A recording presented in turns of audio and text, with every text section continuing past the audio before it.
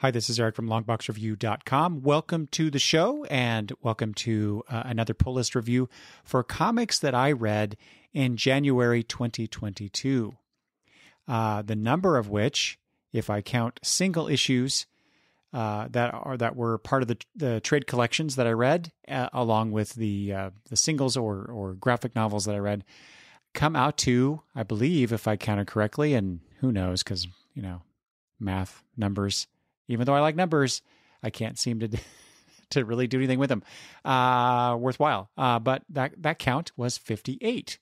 So definitely a tick up in terms of the number of books that I read in comparison to, let's say, the end of 2021 in November, December.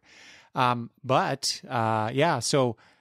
I decided that early on, or was it late in December? Anyway, around that time, I decided that I really wanted to read more comic books for the year, and so I set a goal for to read the at least two comics a day over the total for the month. So some days I'll read a bunch, and some days I won't read as many, and so but it averages out to be two. That was my goal. I just want to read more because when I started to prepare my yearly end of the year look back at the comics I bought, the comics I read, the numbers that my reading numbers were kind of low, but my buying numbers were very high, like almost three times more stuff that I bought than I actually read. So taking in a lot of stuff, not really reading a whole lot of stuff. Part of that, though, was in 2021, I decided to do or to get a bunch of old miniseries from Marvel and DC that I always wanted to read and never got. On top of that, there was a bunch of George Perez comic books that I did not have, and now I do. So a lot of that stuff contributing. Plus, I just started buying a lot more trade collections and graphic novels that have been on my wish list for a while. It's like, well, I have the money now. What am I waiting for before somebody else buys them and or they're out of print, which has happened a few times. I'm looking at you, Manifest Destiny Volume 6. Okay. Anyway, so enough with the preamble. Let's get into the books that I read in January 2022. And here is the list. And I don't know. Well, I do know. I'm not going to be talking about all of these, definitely not in depth for sure, because there's so many. But I have read Supergirl, Woman of Tomorrow, issues 1 and 2, the new Defenders comic book, just the first issue, a comic from, I think, the 80s. I should look that up. 1984, called Nightveil from AC Comics. Anyway, I'll talk about that later. Planetary 1 through 6, I reread those issues because I wanted to keep up with my friends at the Never Stay Dead podcast because they're examining the Planetary series, and so I read those issues. But I'm not going to talk about those. I did read Strange Tales 163, the Nick Fury part, not the Doctor Strange part. Am I getting that right?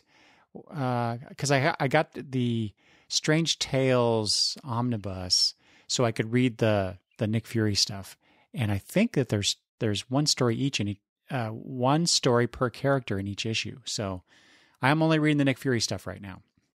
I read the wonderful small collection Friday, which contains for the first volume, which contains 3 issues.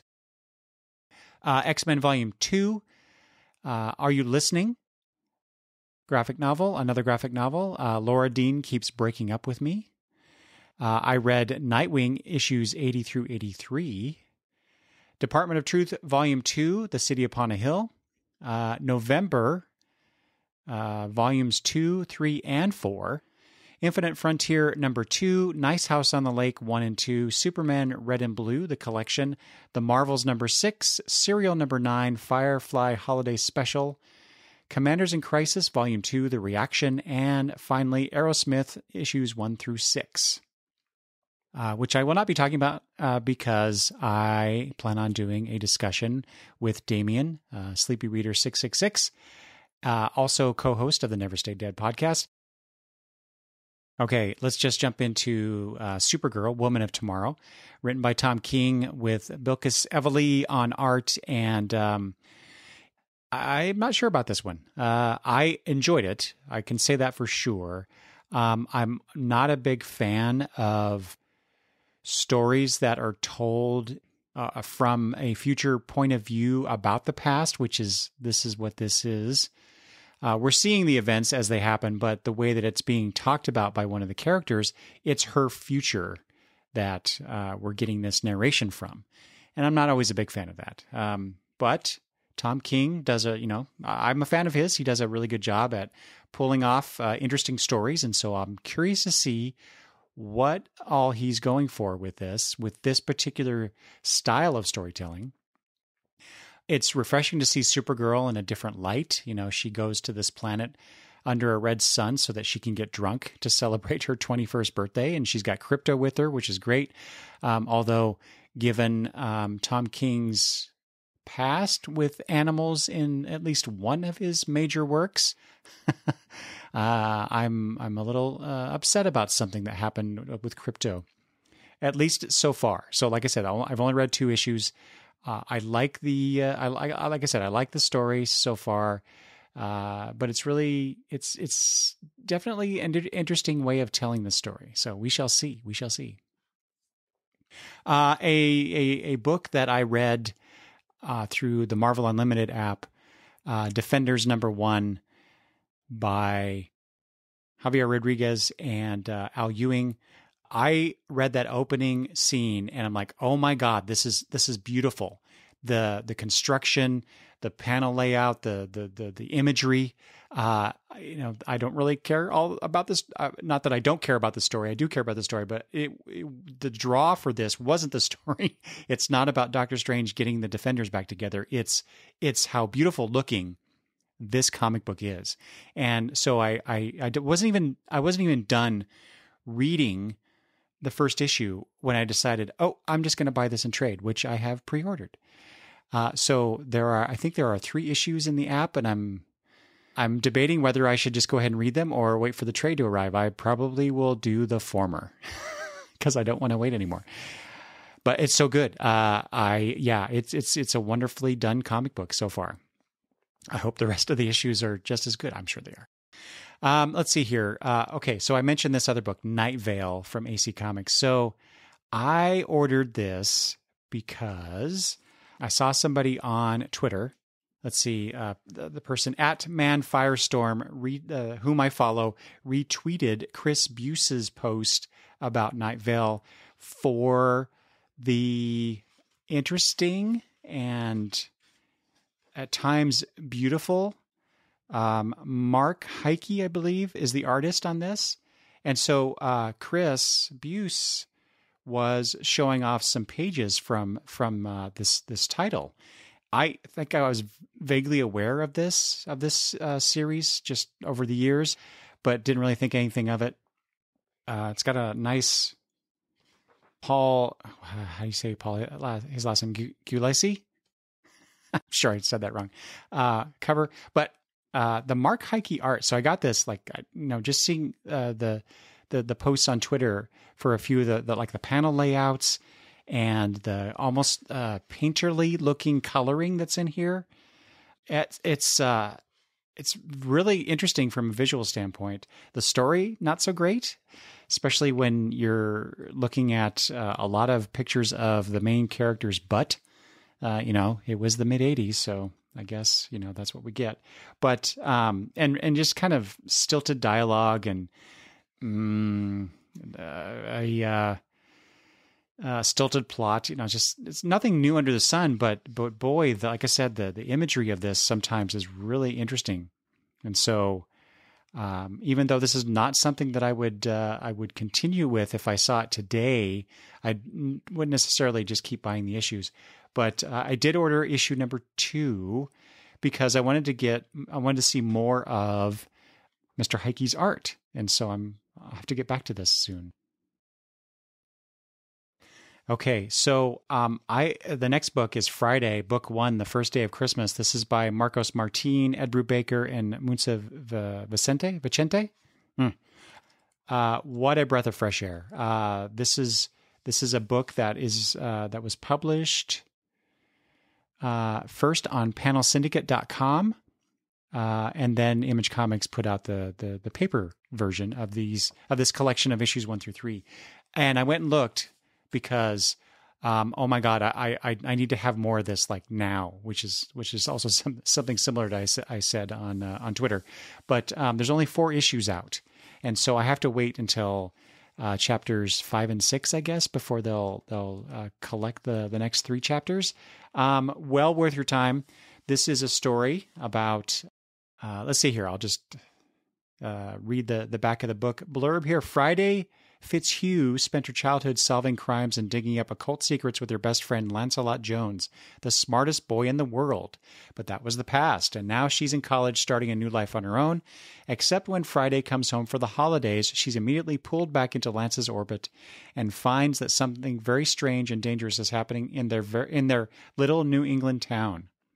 This is literally the Christmas vacation from hell, initial capped, and they may not survive to see the new year.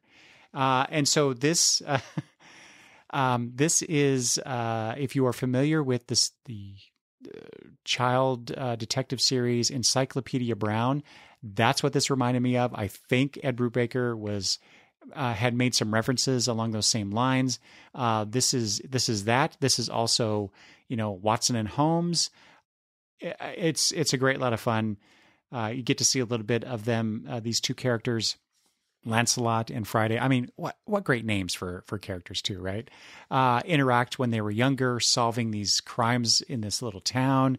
And then, they get older and feelings start to develop, and there's some awkwardness with that, which Friday has to deal with when she comes back. But then there's this big mystery that's happening, and it goes from there. And so I can't wait to see more of this. All right, X-Men Volume 2. This is the Hickman-written X-Men with art by Laniel Francis Yu, Mahmoud Asrar, and Sunny Go. I actually couldn't remember too much about it when I was thinking about the books that I read in January. And, part of that's just the time, because I read this about halfway through the month, I'll guess. But I remembered something about the Brood in here, and something to do with what is it? What do they call it? Araco. And then Magneto proves what a hero he is, or at least he's being used to illustrate what a hero he is in the final issue. But I couldn't really remember much about the details of this, so I had to flip through it again. Not that it isn't entertaining. It certainly is, because I love the Hickman X-Men stuff. I've said that before when I've talked about the previous volume. There's this whole really interesting thing. There's what do they call it? The Crucible. Arrow is wanting to, basically she wants to die so that she's reborn as a mutant. Because I don't know how, but some of these mutants are former mutants. They don't really have their powers anymore. They don't. I don't know the details. All I know is that she willingly fights Apocalypse and ends up losing, but ultimately really winning, because then she's reborn as a mutant. That's what she wanted. And what a weird system. From a socio-religious perspective. And you even have Nightcrawler in here talking about the religious, or at least the philosophical aspects of what this means to mutant kind. So it's very fascinating kind of stuff. And then you have the Brood coming, something to do with an egg, and the X-Men are basically getting overwhelmed, and there's a bit of a comical ending to this. One of the creatures, I don't remember his name, kind of looks like a small Brood. I have to admit, there's a lot of characters in here that I'm not as familiar with, because I didn't read a whole lot of X-Men. Anyway, Brew is the character's name. Here he is right here. So yeah, I guess he's a brood. Anyway, he looks like one, but he's wearing a suit. I think that's cool visual. And then, yeah, you can really tell when I don't have much to say about the overall quality of an issue when I start talking about the plot. Yeah, I think that's about it. I enjoy it. It's interesting. And in comparison to like Supergirl, where, like I said, I don't like a story being told about when the story's being told in that sense of a disconnect of what we're actually in the story or where we're in the story. This is Hickman has a kind of disassociated way of telling the story. That's not even the right word I'm looking for, but it's a very affectless kind of style. I want to say it's distanced. I think that's the word I'm trying for here. It's kind of distanced, and that's why I think it's reminding me of the Supergirl comic.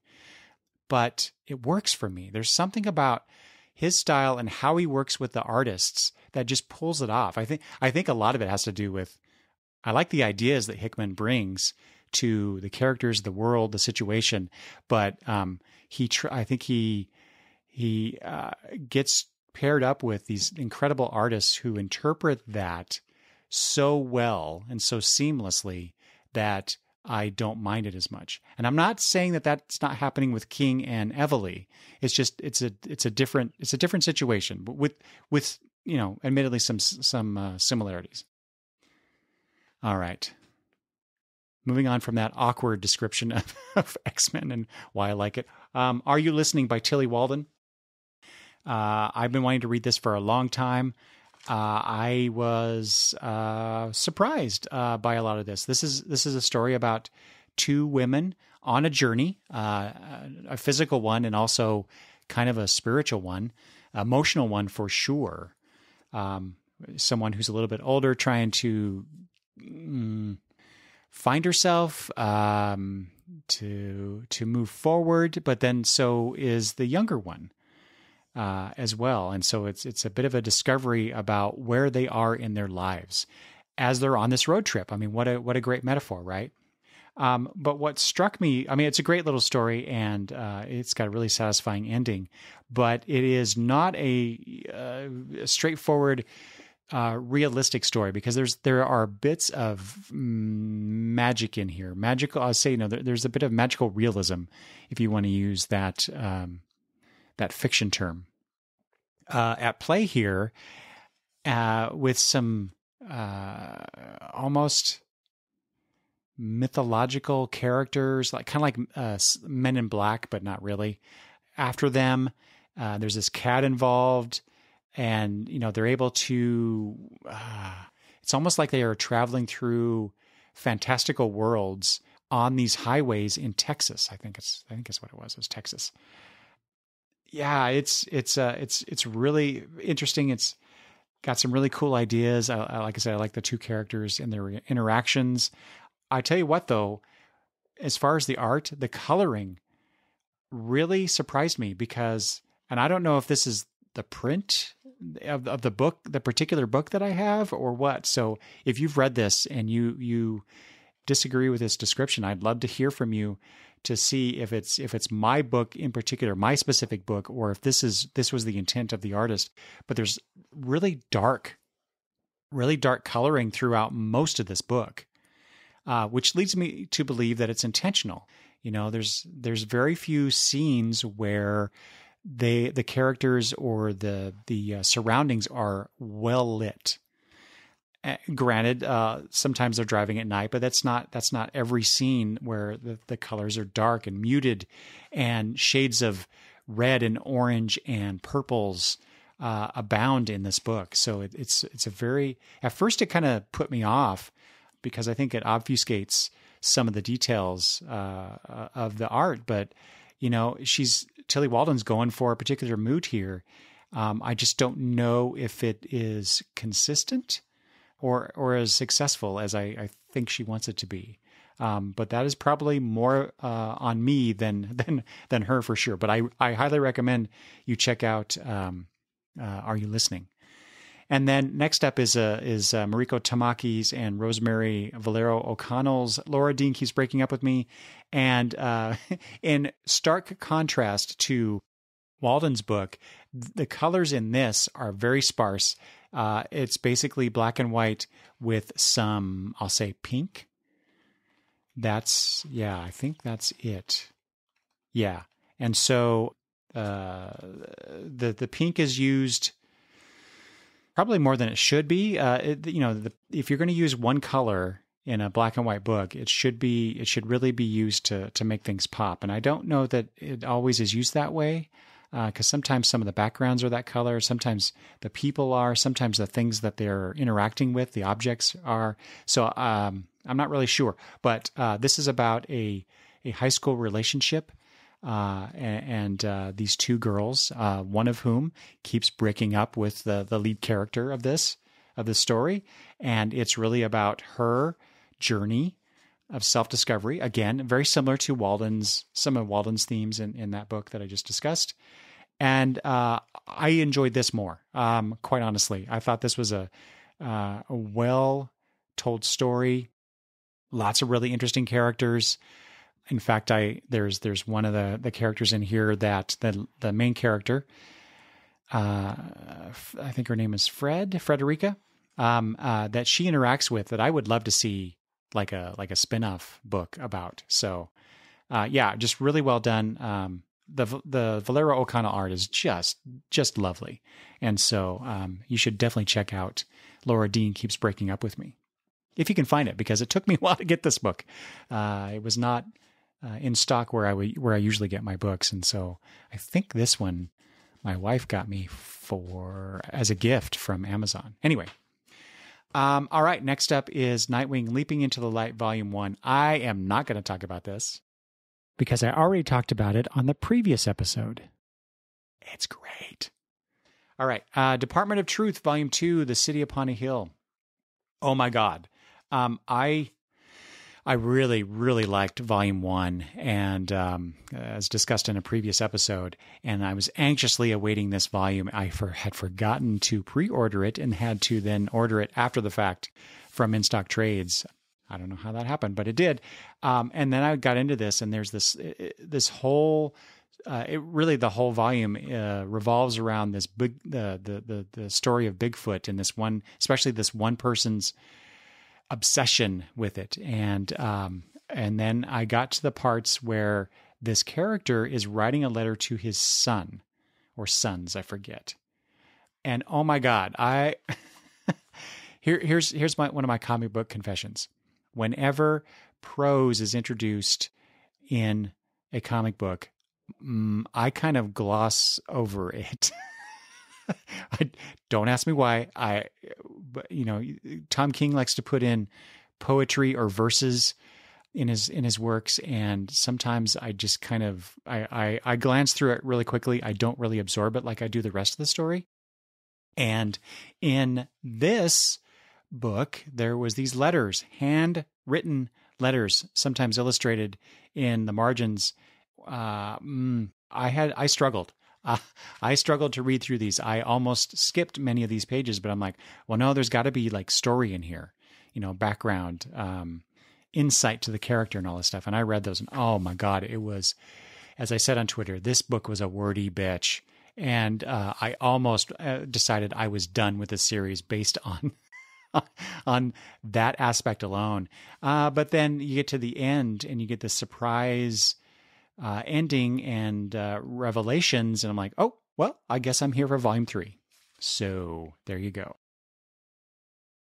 All right. Speaking of 3 volumes, I think I've already talked about November Volume 1 and how much I enjoyed that, and the world that Elsa Chartier and Matt Fraction were building, and I wanted to read the other volumes. And speaking of Never Stay Dead, as I did earlier, they did an episode on all of the volumes. And so I carefully carefully listened to that episode, hoping not to be spoiled by anything. I feel like I now need to go back and re-listen to that episode, because I picked up volume 2 and started reading it, and I could not stop reading this the other 2 volumes, all 4. So I read volume 1. I don't know how long ago. Like I said, I picked up volume 2, read it, had to read volume 3, read it, had to read volume 4, like one right after the other. So that's how invested I was in finding out what happens through the story to these characters. Volume 3 really focuses on Emma Rose, who was introduced towards if I remember correctly, towards the end of volume 1. And I really like her. I like her backstory. And then you have, let's see here, volume 3 really focuses on the dispatcher character. I've forgotten her name. I mean, it's not just that, because, you know, everybody's story gets a certain amount of pages, a certain amount of the spotlight in all the volumes. And then, of course, you get the resolution to the whole thing with the 3 women. And I will be very honest, and I was concerned that some of these characters would not make it out of this story alive. And I was surprised by what happened in the end. And that's all I'll say, because you just need to go get all 4 volumes of November and read them and love them, because they're awesome. I really, really like Elsa Chartier's art. And anytime I get to see her do stuff, I have to read it. All right.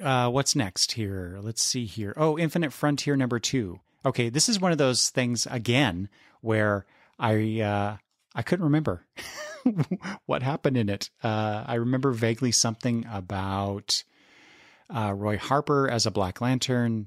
Nothing really sprung to mind as far as details. Something about Captain Atom not being who people thought he was. And and then of course Cameron Chase interviews Superman and Batman. And that's about all I remembered. And yeah, that's pretty much all this issue is. So there is a couple moments where we get to see that phrase again. Darkseid is. And so, you know, obviously we're building up to something, and the fact that they put it in the same comic, you know, pages apart, it makes me wonder if issue 3 really delves into that more, focuses on that more. I don't know. So I'm curious, but I did not order Infinite Frontier to get it as, you know, in paper as single issues, and I'm kind of glad I didn't. I'm kind of glad that or maybe even more than kinda, I'm glad that I decided to read it through the DCU app, because I don't think it's, you know, kind of worthwhile to get. I hate to say that, but it had a lot of promise. But after 2 issues, I'm a little lukewarm on it. But you know, that could turn around, and so that's one of the things I love about reading comic books. A series like this, or any series for that matter, is that, you know, just wait and things could change and turn your whole idea of what this comic is about around, and suddenly you love it. So, which kind of, I guess, leads me to the next one. Also, a series that I did not pick up, but I wasn't planning on it, because it's a James Tynion quote unquote horror book, and I'm not all that keen on horror books. You guys know this, right? Because I've talked about it I don't know how many times. And I'm already reading a sort of horror book by Tynion in Department of Truth. So I'm like, whatever. But I kept seeing on Twitter and other people listening to them on other podcasts talking about how good Nice House on the Lake is. And so, much like November, I read the first issue. I'm like, oh my God, I got to read the second one. Fortunately, the issues 1 and 2 were already on the app by the time I got to it. And so I immediately, I didn't wait like the next day or something. I immediately read issue number 2. So, interesting premise. These friends of this particular guy get invited to this nice house on the lake. And while they're there, the world ends in a horrific way. And there's something about this friend that invited them there, and why he did it, and how the characters are going to react to the situation. I can't wait to get into the rest of this to see how this unfolds, because what an interesting premise. Yeah. And wonderfully illustrated. And I did not pull up who that was by. So sorry about that. The art is great. It fits the mood very nicely. So unlike these last two books where I'm like, I didn't want to buy the paper. I definitely wanted to buy the paper for this. Not only did I buy the paper for Superman Red and Blue, I bought the hardcover because it's Superman, and I love these themed books that they're doing. You know, years ago we had Batman Black and Whites, which I have like 4 volumes on my shelf. I've not read one of those. I will. I just haven't. And then, years and years later, now we get Superman Red and Blue. They're doing Wonder Woman Black and Gold. More of this, please. I just think the concept is really cool. And, you get, it's kind of an anthology because you get a bunch of different Superman stories done by various writers and artists, using this limited color palette to tell some interesting tales featuring the Man of Steel. And so I really enjoyed this. It was nice to read a bunch of different things about Superman. I did particularly like the first story, which is a sequel of sorts to a story that happened in World's Finest issues 192 and 193, where Clark Kent returns to the nation of Lubania to interview the former autocrat of that, where he lost his powers somehow. Kind of makes me want to go read those issues in World's Finest to find out, what happened there. But there's definitely a more realistic and a quote unquote adult take on how Superman was tortured while he was in Lubania. And then him as Clark Kent coming years later to a large part of him wanting to confront his jailer, and coming to the realization that, it's not about that. So, even Superman can learn a lesson about himself. There's a couple stories in here where basically people are like, yeah, I help Superman, or I'm friends with Superman, and people don't believe him, but and usually involving kids. I think the two stories I'm thinking of involve these young girls. And so Superman comes in at the end and basically proves them right, that they were telling the truth. Of course they were. Let's see what else. Oh, one of my favorite stories was, let's see here. A Man Most Saved by Brandon Thomas, Barat Pekmeski, Dave Sharp, about a person, a metropolitan citizen whom Superman saves throughout the years. And so we get, it starts with kind of a classic Superman. Then we get to see Superman during the time right after he died. And basically we're seeing this guy age throughout time as he encounters Superman. We even see the Grant Morrison version of the New 52 Superman with the jeans and the t-shirt and cape. And then, later when he's a little bit older, he keeps encountering Superman and ends up saving Superman after getting shot by a kryptonite bullet. And he's being interviewed about all this stuff. And then one of the technicians at the news studio goes to attack him to stop him from telling a story, I guess. Anyway, Superman gets shot instead, and with a red kryptonite bullet. But the guy, he's a doctor now, stops the would-be killer and saves Superman the second time, which and so the count for Superman saving him was 13, but this guy is on his second. So anyway, it's what I like about it is showing Superman throughout time. He doesn't seem to age, but this other guy does. And so I just like that, and seeing the different versions of Superman through the years. There is this, I think this is the final one I'll talk about here. Oh no. So 2 more. One is, a very Christopher Reeve looking Clark Kent drawn, a version of Clark Kent, I should say. It's called De-Escalation by G. Willow Wilson and Valentine Delandro, where bumbling Clark Kent goes into this convenience store, and it's about to get this other guy comes in, a masked guy with a gun, and he's trying to rob it. And Clark just talks to him and basically talks him down from it. And, it was just a well-constructed story about, just having empathy and understanding and just discussing the situation with someone else, a potential adversary. It was really great. So I really enjoyed that.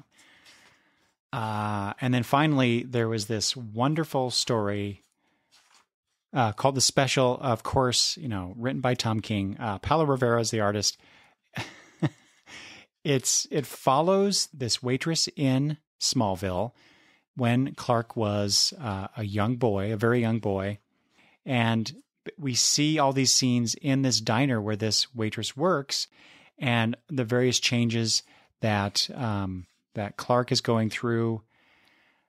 He breaks up with Lana to go off to Metropolis and become Superman. We see that. We see Lois Lane with Clark coming to meet the folks after they're together.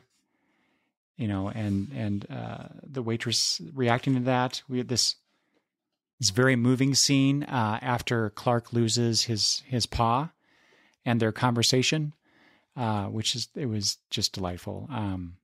Seeing Clark's son, and then, finally at the end, Clark goes to visit again, and this waitress is now an older woman, and she says to him, I think some people live lives in color and some people just live in black and white. I guess I just got one of them black and white lives. Ain't no one's fault. I ain't bitter. You ever seen the colors, Clark?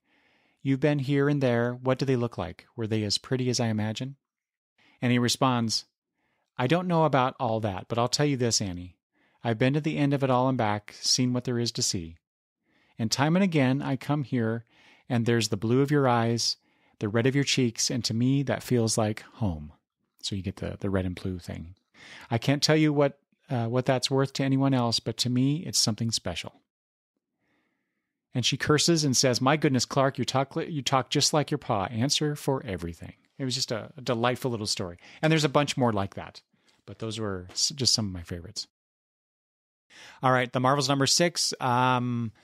Not much there. It is. We get more backstory on Lady Lotus, kind of her origin. That's pretty much it. Serial #9. The fight continues between Zoe and I've forgotten her name now, but the serial killer. And you think Zoe's got this in the bag, right? But then there was a little issue at the end, and so it makes you want to come back for issue 10. Which again, I said that about serial #8. But this is a much more satisfying ending and come back for the next issue type of ending than the reaction I had from the previous issue. But anyway, the Firefly holiday special. I like that universe. It's a holiday special. And it has Jane on the cover with a red Santa hat. So I'm like, what is this about? And it's basically a Christmas Carol with Jane as Scrooge. But besides that inadequacy, because they're kind of stretching that analogy a little thin, Jane learns some things, so that's good. All right. Yeah, okay, I guess we're at the end here with the final book. Commanders in Crisis, Book 2, The Reaction. So this is this book, this second volume, was highly anticipated by myself after reading the first one.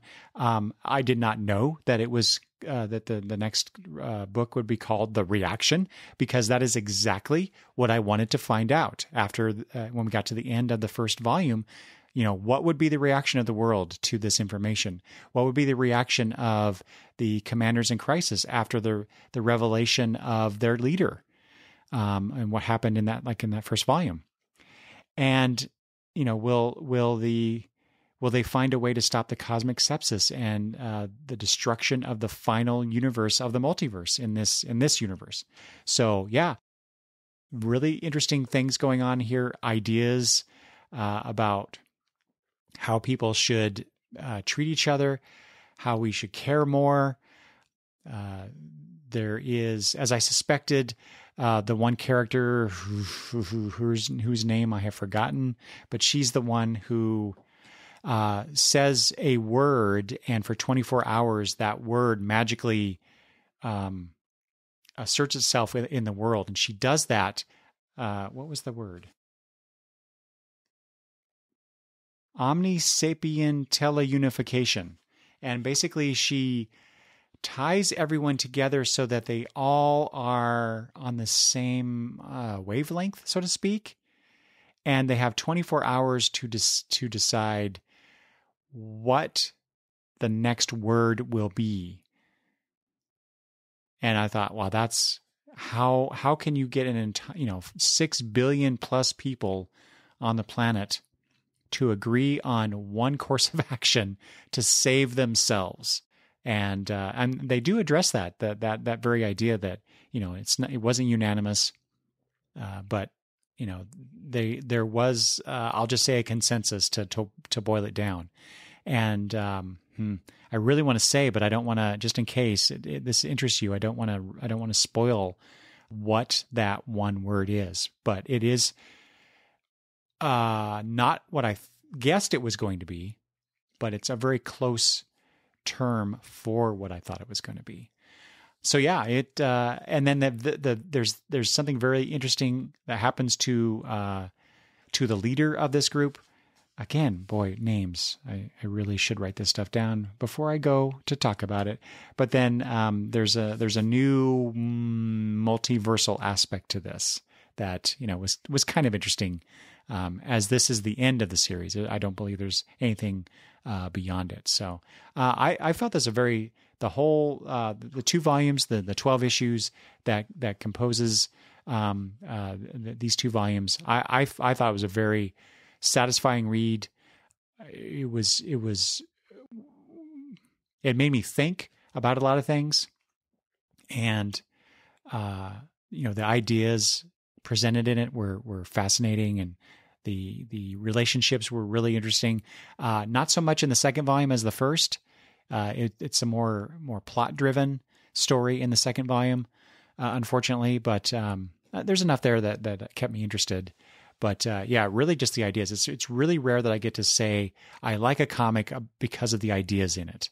And this is one of those. And so, if that sounds interesting to you, superheroes trying to save the multiverse, their universe, but the multiverse, through the power of ideas.